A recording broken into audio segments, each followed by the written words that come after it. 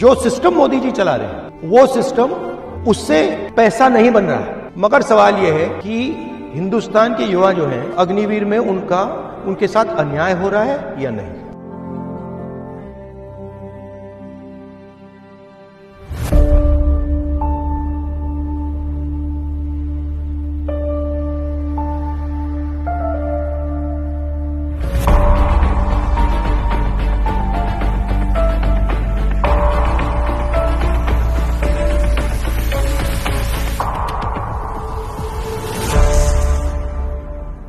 Base training का concept मालूम है आपको?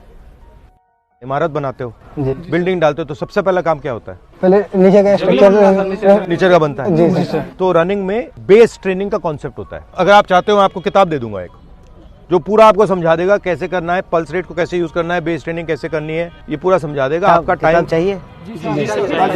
सर पहले वाला जो आर्मी वाला जो था सर, वो नियम तो ठीक ठाक था सर। उसके बाद जो ये अग्निवीर योजना सरकार के द्वारा लागू किया गया सर, इसमें 4 साल का है सर।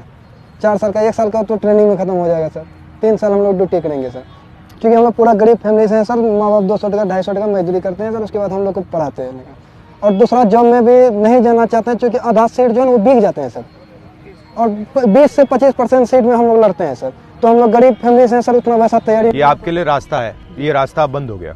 तो उसके बाद हम लोग प्रथम सर ये सब रास्ता जो है बंद जो हो गया है, ये हम लोग को बिल्कुल पसंद नहीं है, क्योंकि हम लोग एक ही सपना देखे थे कि सैनाम जाएंगे।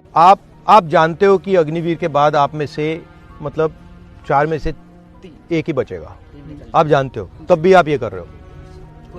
ऑप्शन नहीं है। आपको क्या लगता है ये क्यों किया गया है? अच्छा, अगर हमारा युद्ध होगा तो किसके साथ होगा? चीन या पाकिस्तान? पाकिस्तान तो बिल्कुल नहीं। अब अगर हिंदुस्तान की लड़ाई होगी तो चीन या पाकिस्तान के साथ नहीं होगी, चीन और पाकिस्तान के साथ होगी। मतलब दोनों मिलकर लड़ेंगे, ठीक है। अब चीन का जो आर्मी है उसका पैसा कहां से आता है? वहाँ का शिक्षा व्यवस्था बढ़िया है। नहीं, शिक्षा व्यवस्था से नहीं आता वो। ये जब आप ये खरीदते हो ना, ये चाइना का है, ये मेड इन चाइना का है, ये मेड इन चाइना का है, ये जूते मेड इन चाइना, ये पैसा बन रहा है, उनके बजट में जा रहा है, उनकी आर्मी में जा रहा है। पहली बात ये समझो। अब उनके पास पैसा ज्यादा है, हमारे पास पैसा कम है। हमारा पैसा कहां से आ रहा है? हम ये तो नहीं बना रहे ना, नहीं सर। तो हमारा कहां से आ रहा है? किसके जेब से? हम सब पैसा आ रहा है टैक्स से। और पैसा किसके जेब से आ रहा है? अमीरों के जेब से आ रहा है, कभी गरीबों के जेब से आ रहा है। तो सर हम लोग का कर्जा तो आर्मी का जो बजट है उसमें पैसे की कमी है। पैसे की कमी है, इसलिए इन्होंने 4 साल कर दिया, अग्निवीर कर दिया। अब सवाल यह है 4 साल बाद पता लगेगा, हमें जिसको निकालना हम निकाल देंगे। अब पहली बात उसमें ये नहीं मालूम कौन निकलेगा।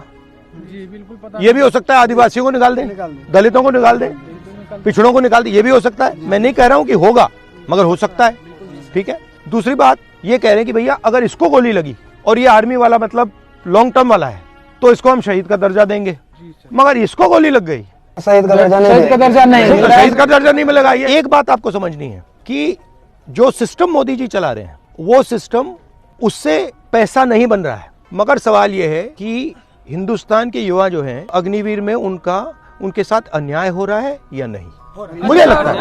मुझे लगता है कि हिंदुस्तान के गरीब युवाओं के खिलाफ अग्निवीर में अन्याय हो रहा है। जो भी हम करेंगे, आपके साथ अन्याय हो रहा है, उसको हम नहीं होने देंगे। तब मेरा एक सवाल है, बोलो।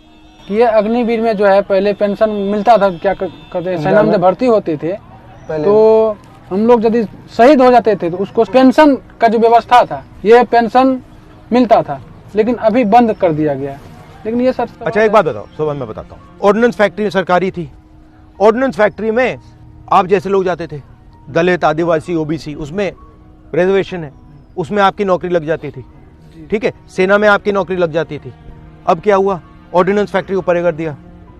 अदानी जी बना रहे हैं, अब राइफल अदानी जी बना रहे हैं, गोली भी अदानी जी बना रहे हैं।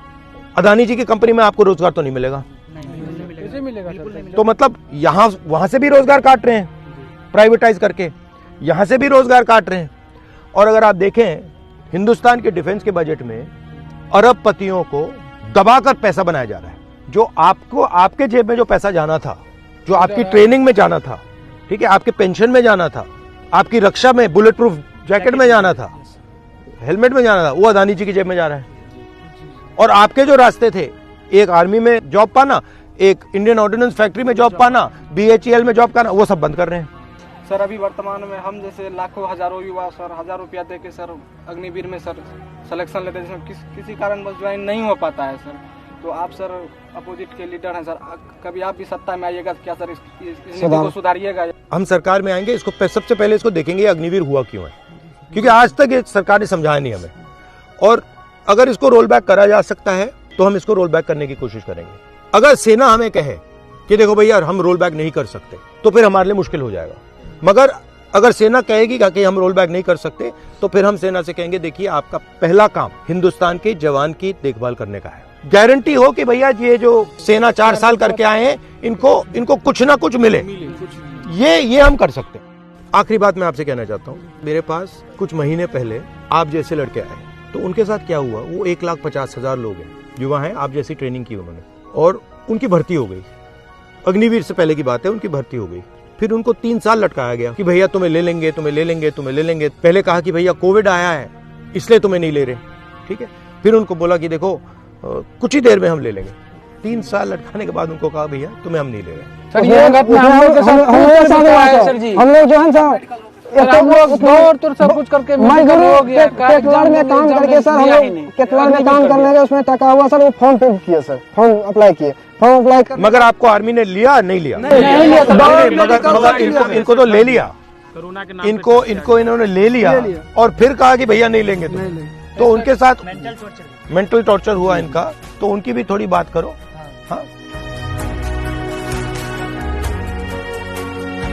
राहुल सर से जो मिले थे, हम पहले सोचे कि बहुत बड़ा आदमी है, कैसे मिलेंगे नहीं मिलेंगे, बहुत हिचक हो रहा था। हमको लगता नहीं था कि हम उतना बड़ा लीडर से मिल सकेंगे, लेकिन मिले।